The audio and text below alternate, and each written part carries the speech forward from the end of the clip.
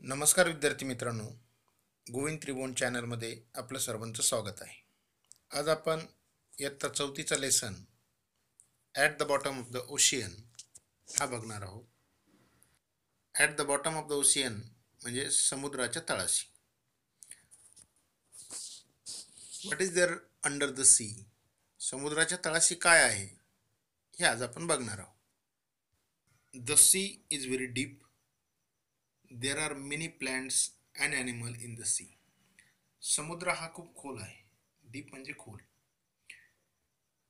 There are many plants and animal in the sea. आणि त्या समुद्रामध्ये भरपूर वनस्पती आणि प्राणी देखील आहेत.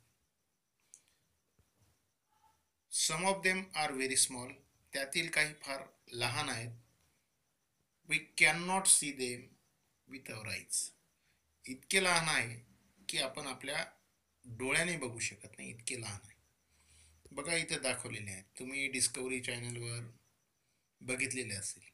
समुद्राचा तळ त्याच्या संदर्भात बरेच एपिसोड भाग नेहमी होत असतात. There are fishes, turtles and many strange and beautiful animals in the sea. आणि समुद्रामध्ये मासे असतात. टर्टल म्हणजे कासव असतात. And many strange and beautiful animals. भरपूर आपल्याला अनोळखी असलेले भरपूर प्राणी त्या समुद्राच्या तळाशी असतात, समुद्रात असतात. The largest of all animal is the blue whale. It lives in the sea. आणि पृथ्वीवरील सर्वात मोठा प्राणी कोणता असेल तर तो ब्ल्यू व्हेल आहे.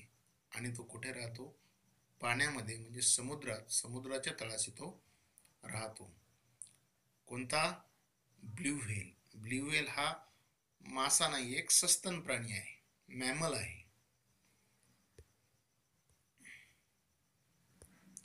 हे बघा ब्ल्यू व्हेल दाखवलेलं आहे. त्यानंतर वेगवेगळे जे काही समुद्रातील प्राणी आणि वनस्पती ते आपण इथे दाखवलेले आहेत. त्याचप्रमाणे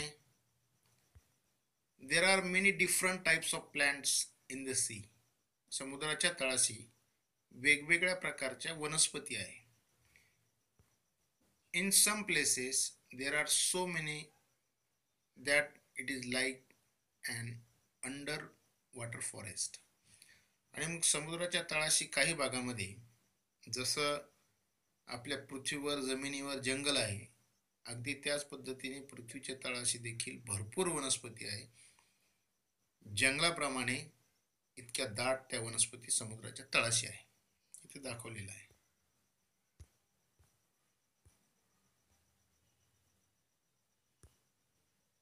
A very big sea is called an ocean. A very big sea is called an ocean. मोठ्या समुद्राला महासागर म्हणतात, ओशियन म्हणतात.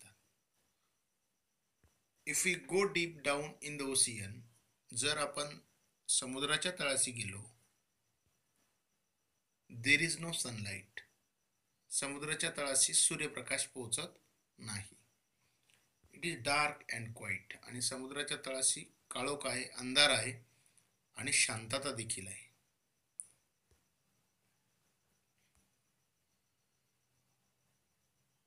इथे दाखवलेले आहे बघा. हा समुद्राचा तळ दाखवलेला आहे, मासे दाखवलेले आहे, हा कासव दाखवलेला आहे.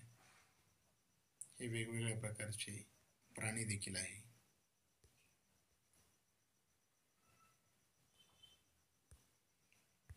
The bottom of the ocean is known as ocean floor. आणि महासागराचा जो काही तळ आहे त्याला ओशियन फ्लोअर म्हणतात, सागरी तळ. The ocean floor is not flat. आणि हा जो काही ओशियन फ्लोअर आहे तो फ्लॅट नाही, म्हणजे त्याचा पृष्ठभाग पूर्ण सपाट नाही.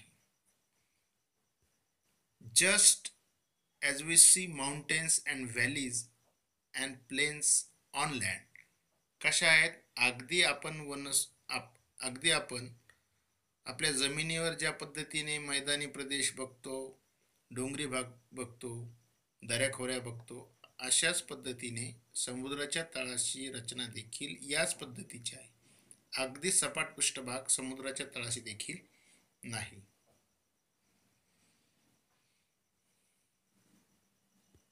There are mountains and plains and also deep trenches in the ocean floor. भरपूर डोंगर आहेत, सपाट मैदानी पृष्ठभाग देखील आहे आणि खोल दऱ्या देखील या समुद्राच्या तळाशी आहेत.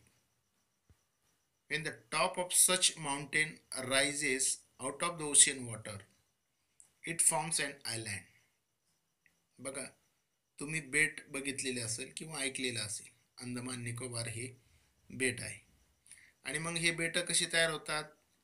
मी आत्ताच सांगितलं की जमिनीचा पृष्ठभाग जसा मैदानी असतो, डोंगरी असतो, दऱ्याखोऱ्यांचा असतो, अगदी त्याच पद्धतीने समुद्राच्या तळाची रचना देखील तशीच असते. आणि मग एखादा डोंगर, एखादा भूपृष्ठ जर जमिनीच्या वर आलेला असेल तर तो जमिनीच्या वर येतो आणि त्याला आपण आयलँड म्हणतो, त्याला आपण बेट म्हणतो. You can see this things in the picture below. आणि मग समुद्राच्या तळाची रचना हे जे काय याच्यामध्ये चित्र दिलेलं आहे त्याच्यावरून आपल्याला लक्षात येईल. बघा, ही समुद्राच्या तळाची रचना. तुम्ही if you see the carefully this picture, this is the structure of ocean floor. इथं हा एक हा महासागर आहे, ओशियन वॉटर, आणि या महासागराचं पाणी आहे. बघा, इथं डोंगर पण दाखवलेला आहे, प्लेन पृष्ठभाग पण दाखवलेला आहे, ट्रेंच पण दाखवलेले आहे, दऱ्या पण दाखवलेल्या आहे, माउंटेन्स आहे, आयलँड आहे. हा आयलँड आहे. हा जो भाग आहे, हा जो वरचा भाग आहे तो आयलँड आहे, म्हणजे बेट आहे. म्हणजे समुद्राच्या तळाशी आपल्याला मैदानी, ट्रेंचेस, आयलँड हे सगळे भूरूप हे आपल्याला समुद्राच्या तळाशी बघायला मिळतात. निश्चितच हा घटक तुम्हाला समजला असेल. समजल्यास चॅनल लाईक, शेअर आणि सबस्क्राईब करा. धन्यवाद.